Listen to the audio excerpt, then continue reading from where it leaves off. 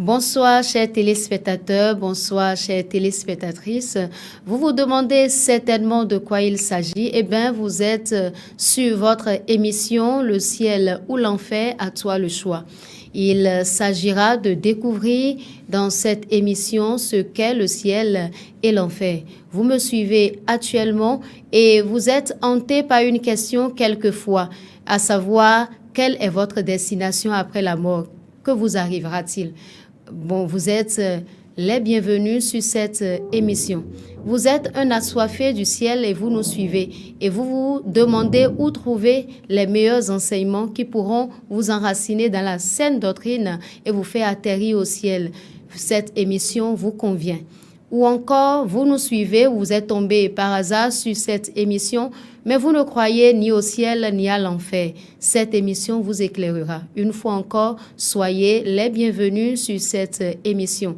Et aujourd'hui, il s'agira de parler du ciel, un mythe ou une réalité. La question, c'est le ciel, est-ce une réalité ou un mythe? Et pour en parler, j'ai invité pour vous sur ce plateau le pasteur Eli Arossi. Pasteur, bonjour. Bonjour, madame. Eh bien, le pasteur est de la vie profonde et il vient nous parler du ciel, une réalité ou un mythe. Et pour commencer, je vous invite à suivre ce témoignage sur le ciel.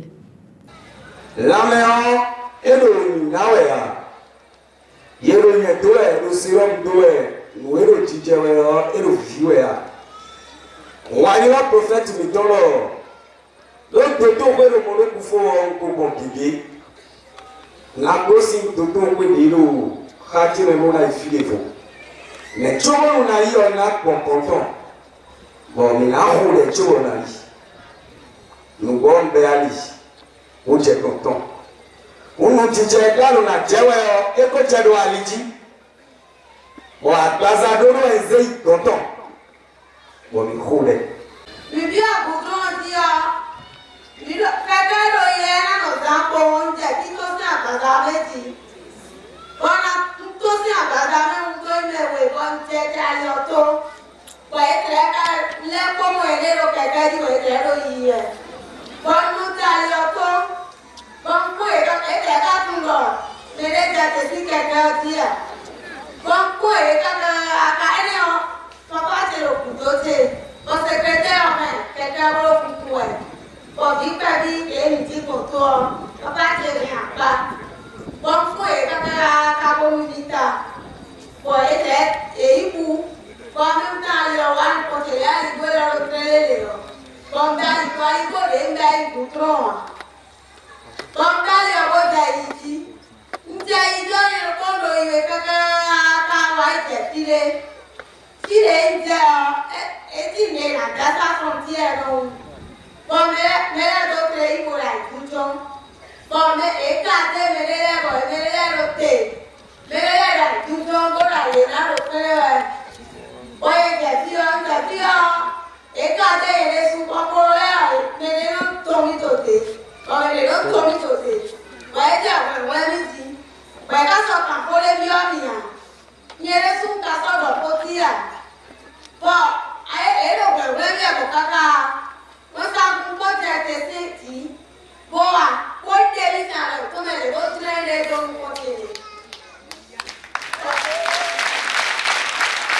Voilà, on s'en fout de ça là. Comme les dons pour télé, il dit, c'est au dos pour le dire. Comme il dit à Gaïdi. Bon, mon ami, il dit à pourquoi la cause la dit pour télé, il dit tant. Comme il dit, il va caca.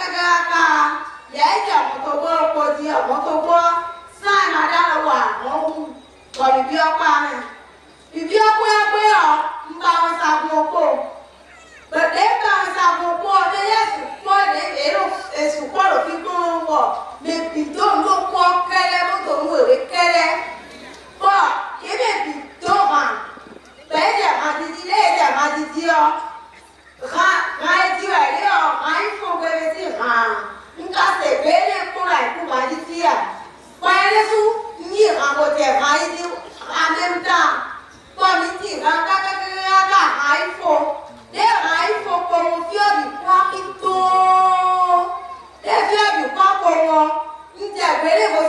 sodi, kopiano kosi soka, ona ma fi, awa, kabo, kwabo, awa gantia, kwabo me, uto ali, fitie kwa ufenule nesi, kwabo. Alors, vous venez de suivre le témoignage d'une femme mariée à un pasteur qui a beaucoup souffert et qui est passée d'hôpital en hôpital. Et pas fini, un jour, elle est retombée malade et son époux était sur le point de l'emmener à l'hôpital, se servant d'une moto, quand l'époux s'est rendu compte qu'elle est entrée dans le coma.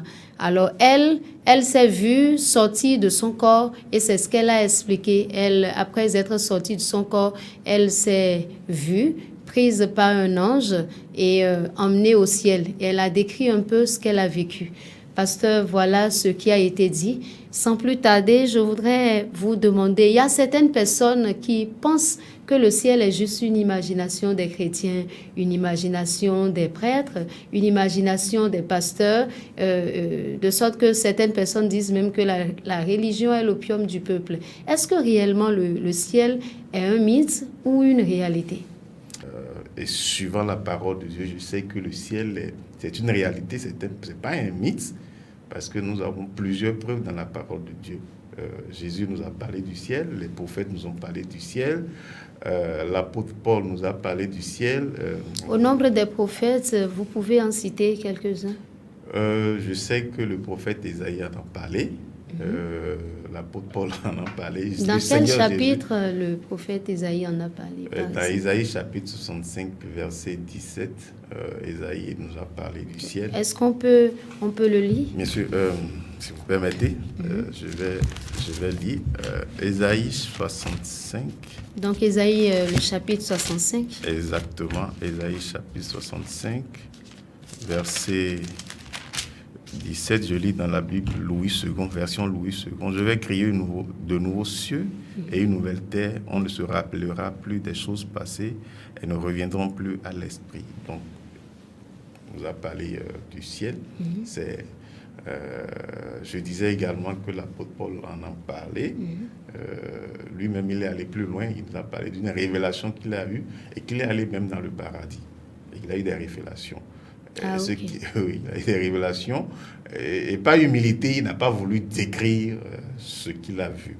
Et je pense que c'est l'attitude de tout un chacun de nous, parce que ce que nous devons avoir, si le Seigneur nous accorde une grande révélation, c'est que nous devons être plus humbles pour savoir que Dieu nous a appelés, il nous a révélé pour un objectif. Et c'est l'objectif qu'il faut chercher. Pourquoi est-ce que Dieu nous a révélé et ne pas manquer ce ciel après avoir donné la révélation aux autres? Alors, quand on revient un peu à la question que j'ai posée, exactement, le ciel, est-ce que c'est un mythe ou une réalité? Nous devons retenir donc que le ciel est bel et bien une réalité. C'est une réalité. Ça signifie qu'il existe. Le ciel existe. Alors, comment peut-on le définir? Puisque s'il existe, il doit bien pouvoir être défini. Non, le ciel existe, c'est un endroit, c'est l'endroit où Dieu lui-même règne. C'est là où il est avec les anges, c'est un endroit où règne la justice et l'équité, parce que c'est là où le règne de Dieu même est. C'est là au ciel. Donc, voilà ce que je peux vous dire par rapport au ciel. Par rapport à la définition, c'est un endroit spirituel où Dieu lui-même règne, et puis là où les anges règnent avec lui actuellement. Alors, vous avez dit, vous venez d'utiliser un adjectif qui m'intéresse beaucoup, parce que quelquefois, quand on parle avec certains du ciel, ils disent, mais vous en parlez comme si vous y êtes allé une fois déjà. Vous avez dit que c'est un endroit spirituel. Donc, on ne peut pas rester dans cette chair et dire, mais où est-ce que vous parlez du ciel, où est-ce que ça se trouve? Ce n'est donc pas une maison physique qu'on peut voir avec les yeux physiques. Si je comprends bien. Non, on verra ça avec les yeux physiques. Oui. On va le voir avec les yeux physiques. Mais pour l'instant, vous ne pouvez pas le voir avec les yeux physiques. Pour l'instant. C'est quand vous passez de cette vie à l'au-delà que vous allez voir et décrire ce que c'est. Mais vous le vivez en ce moment. Si vous ne passez pas par là-bas, vous ne pouvez pas voir. Mais c'est la seule personne. Pourquoi nous sommes sûrs que le ciel existe? la seule personne qui est descendue du ciel, qui est restée auprès de Dieu, et je vous ai dit que c'est là où il y a le règne de Dieu, la seule personne qui est restée auprès de Dieu, qui est revenue, après l'apôtre Paul qui a eu la révélation, et l'apôtre Jean, à qui Dieu a accordé une grâce de nous montrer un peu ce que nous allons vivre après, c'est Jésus, notre Seigneur, qui est venu du ciel, et qui nous a décrit comment est-ce que le ciel, et qui nous a parlé même de ce qui se passe. Dès que quelqu'un quitte ici, il y a 2 endroits, il nous a décrit comment est-ce que ça se passe. Et ça, vous pouvez lire dans Luc chapitre 16, il a montré clairement que, en prenant l'exemple du pauvre Lazare et puis du riche, quand les 2 sont morts, il y a un qui est allé au paradis et l'autre qui est allé dans le séjour des morts, qui est l'enfer. Voilà. Alors nous irons un peu pas à pas. Allez-y. Nous sommes d'accord avec le fait que le ciel est une réalité. Vous avez commencé par nous parler de certaines personnes qui ont vécu sur la même terre que nous et qui en ont eu l'expérience. Et vous avez parlé déjà de Ésaïe, qui a vécu dans l'Ancien Testament et qui en a parlé. Nous touchons aussi Enoch.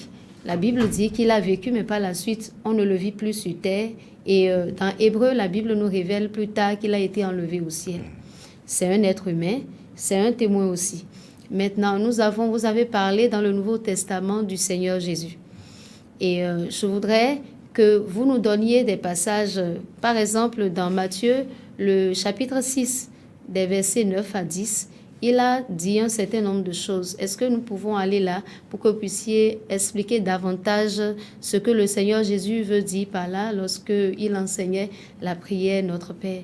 D'accord. Il a fait, puisque vous avez dit qu'il est venu de là-bas, et la Bible nous le dit clairement, et il en parle si aisément. Donc nous allons commencer par Matthieu 6, là où lui-même parle, et ensuite aller un peu plus loin dans sa description de sa maison, puisque c'est ce que nous allons dire. Ok, d'accord. Vous souhaitez que nous lisons ce passage? Oui, Matthieu chapitre 6. Matthieu chapitre 6. Alors, je vais lire Matthieu chapitre 6. C'est la prière que Jésus a faite quand les disciples lui ont demandé de lui apprendre à prier. Il a prié, il a fait cette prière-là. Matthieu chapitre 6, il dit verset 9.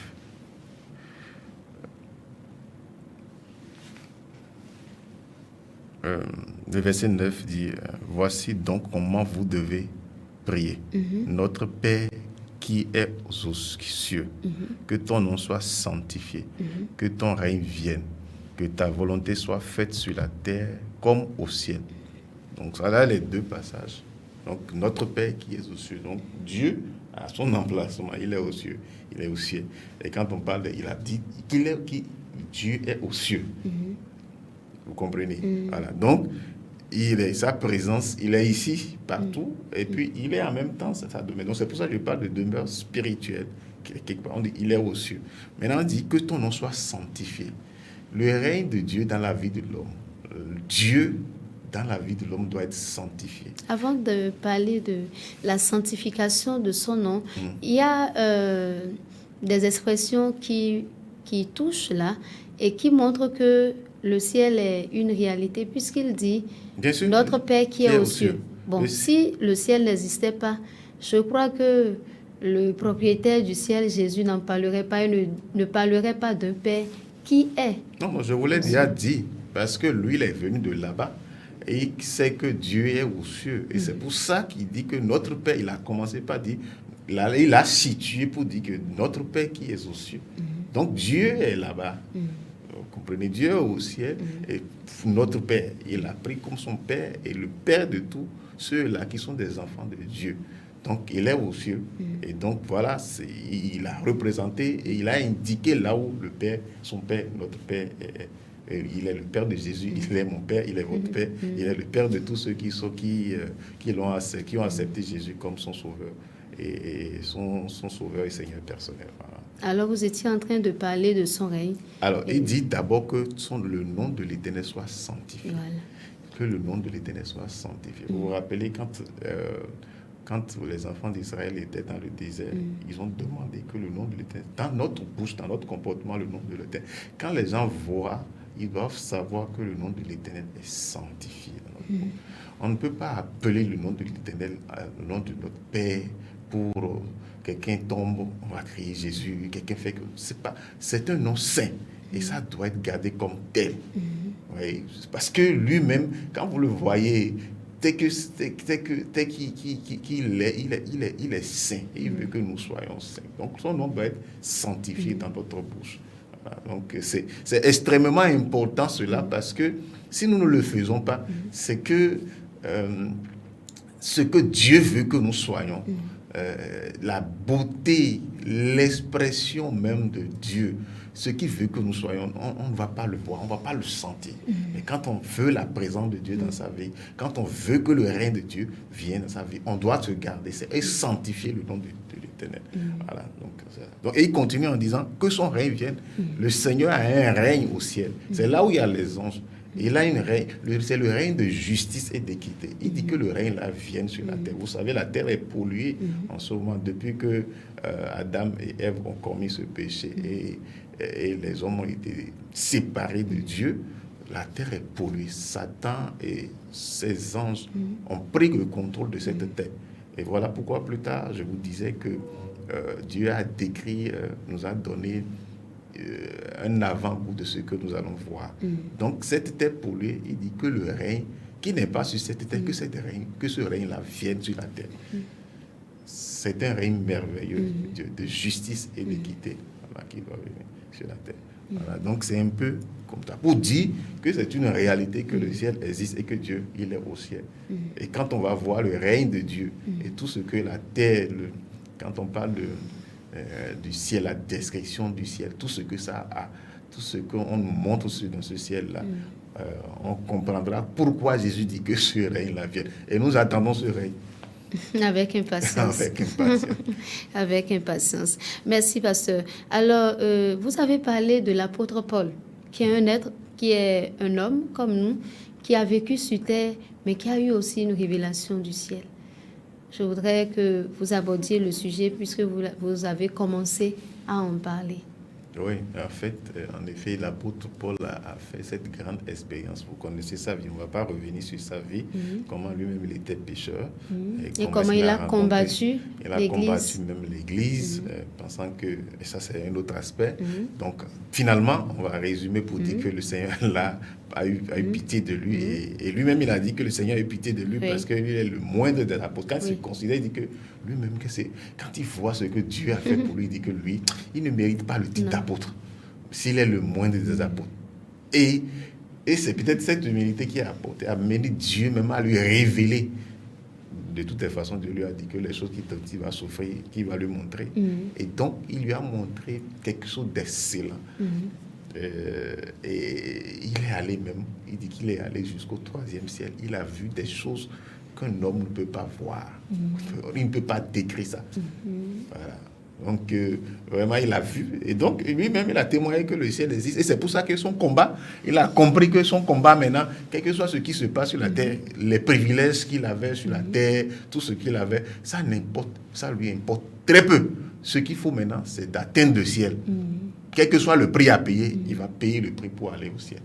Ouais. Alors, entre parenthèses, est-ce que ça suffit? Puisque vous avez dit, une fois qu'il a eu cette révélation, c'est devenu son objectif.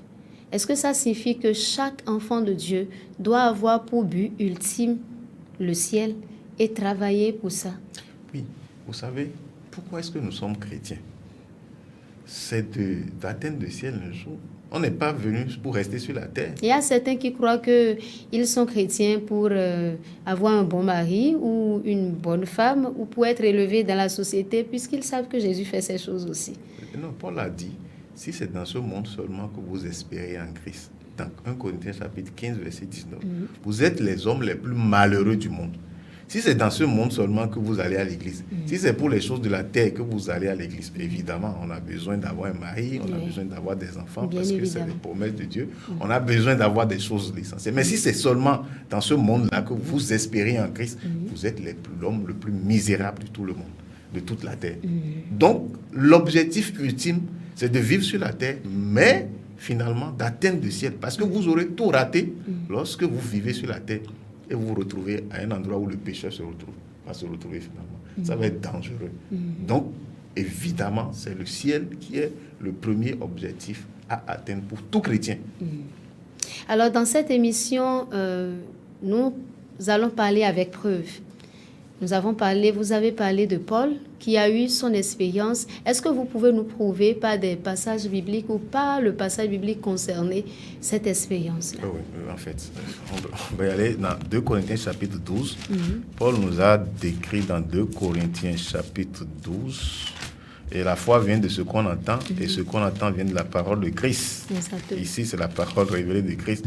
L'apôtre Paul dit, je vais commencer par le verset 1, il dit, il faut se glorifier, ce n'est pas bon. J'en viendrai néanmoins à des visions et à des révélations du Seigneur. Je connais un homme en Christ qui fut-il il y a 14 ans ravi jusqu'au ciel, au 3e ciel. Si ce fut dans son corps, je ne sais. Si ce fut hors de son corps, je ne sais. Dieu le sait. Je sais que cet homme, si ce fut dans son corps ou sans son corps, Dieu, je ne sais, Dieu le sait, fut enlevé dans le paradis et qu'il entendit des choses ineffables qu'il n'est pas permis à un homme d'exprimer. Il a commencé à dire dans le verset 5, « Je me glorifierai donc d'un tel homme, même de moi-même, je ne me glorifierai pas, sinon de mes infirmités. Si je voulais me glorifier, verset 6, je ne serais pas un insensé, car je dirais la vérité, mais je m'en abstiens afin que personne n'ait à mon sujet une opinion supérieure à ce qu'il voit en moi ou à ce qu'il entend de moi. » Donc, il a fait l'expérience, mais il dit qu'il a entendu des choses qu'on ne peut pas compter. Il ne peut pas raconter, quelqu'un va comprendre. Un homme naturel ne peut pas comprendre. Vous voyez, c'est merveilleux ce qu'il a vu là-bas, on ne peut pas comprendre. Et il a commencé par humilité, il dit qu'il y a un homme, mais après il dit que, bon, dans le verset 5, il dit d'un tel homme, il se glorifierait d'un tel homme. Ouais, non, je me glorifierais. Il dit, si je voulais, il a commencé à décrire qui est allé. Donc quand on lit, on sait que c'était l'apôtre Paul qui est parti. Mais quand il a commencé par humilité, il dit, et pourquoi? Parce qu'il dit que lui, là même, il a des infirmités. Vous voyez, il a des infirmités, il n'est pas totalement le corps, n'est pas totalement parfait, il a des infirmités, il a des erreurs, il fait des erreurs, il fait des fautes et tout ça là. Donc, par humilité, il dit, vraiment, il a pris l'exemple de quelqu'un pour dire qu'il est allé au ciel, il a vu des choses. Et c'est ce que nous allons voir. Qu'au ciel là-bas, il y a des choses, quand vous allez là-bas, les larmes seront essuyées.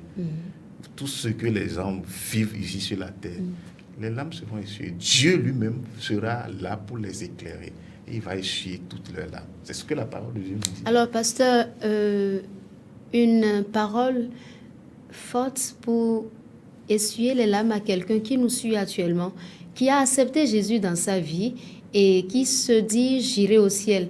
Mais les difficultés sont en train de vouloir lui faire changer de décision. Une parole pour consoler pareille personne, pour l'amener à reprendre courage. Non, je vais dire à celui qui est en train de souffrir aujourd'hui pour dire, d'abord, premièrement, qu'il sache que Dieu n'a appelé personne à aller au ciel sur un lit de roses. Sur un lit de roses. Vous prenez l'exemple des disciples. Ils ont été persécutés. Il n'y a pas un chrétien qui puisse aller au ciel sans la persécution. Ce que vous vivez aujourd'hui, c'est dans le plan de Dieu. C'est ce que Dieu veut dire. C'est ce que Dieu veut. Mais l'assurance que nous avons, c'est que Dieu est malgré la persécution, il est là. Il dit, je ne vais pas vous abandonner. Il ne vous délaissera pas. Continuez comme ça et vous irez finalement, vous allez atteindre le ciel. Satan ne laisse pas les gens facilement. Il ne va pas laisser. Il n'a pas laissé les apôtres, mais ils sont partis. Et nous aussi, nous sommes obligés de marcher dans le pas, dans la persécution. Quand il y a la persécution, vous voyez, parfois même, la Bible appelle ça de légère affliction. Parce que, en fait, ce que vous allez voir, ce que vous allez vivre, quand vous allez atteindre le ciel, ne peut jamais être comparé à ce que vous vivez ici. C'est pour ça, c'est pas comparable. Donc, il vaut mieux. Combien de temps on veut passer ici? Peut-être si Dieu vous donne 800 ans, longue vie, 120 ans, comme Moïse, Mais là, c'est l'éternité que vous vivez. Vous vivez dans la joie pour toute l'éternité. Donc, je veux dire à quelqu'un ce matin de prendre courage et de continuer sa marche avec le Seigneur. Et la lumière au bout du tunnel. Tous les signes sont là déjà disponibles que Jésus va revenir pour nous chercher, qui prennent le courage. Voilà qui est bien dit, chers téléspectateurs, chères téléspectatrices. Prenez courage encore et encore. Et pasteur, nous étions en train de parler de Paul, qui a fait son expérience. Et quelquefois, nous entendons certaines personnes parler du 7e ciel. Et nous avons lu dans la parole de Dieu que Paul est allé au 3e ciel. Alors, qu'est-ce que la Bible nous dit vraiment? Bon, vous savez... Pourquoi on parle la Bible du 7e ou du 3e ciel? Que devons-nous retenir? Bon, comme je vous ai dit au début, je ne m'en tiens qu'à la parole de Dieu. Comme je n'ai pas encore vu le 7e ciel écrit quelque part, je m'en tiens au 3e ciel dont Paul a parlé. Vous savez, dans la pratique juive, ils ont défini le ciel en 3 étapes. Il y a le ciel, ce que nous voyons, après les nuages, la partie étoilée. Et au-delà de ça, il y a le 3e ciel. Donc c'est comme ça, ce que je sais. Donc c'est ce que la Bible nous a... C'est pour ça que la Bible parle du 3e ciel. Maintenant, s'il y a le 7e ciel, ceux qui connaissent le 7e ciel, ils vont en parler. Moi, je n'en connais pas. Et je me limite à ce que la parole de Dieu me dit. Exactement. Et sur cette émission, nous nous limiterons toujours à ce que la parole de Dieu nous dit. Le temps réservé à cette émission est allé à sa fin. Je vous remercie de nous avoir suivis. Nous ferons encore une autre émission, toujours sur le ciel, une réalité ou un mythe. Merci une fois encore de nous avoir suivis et shalom.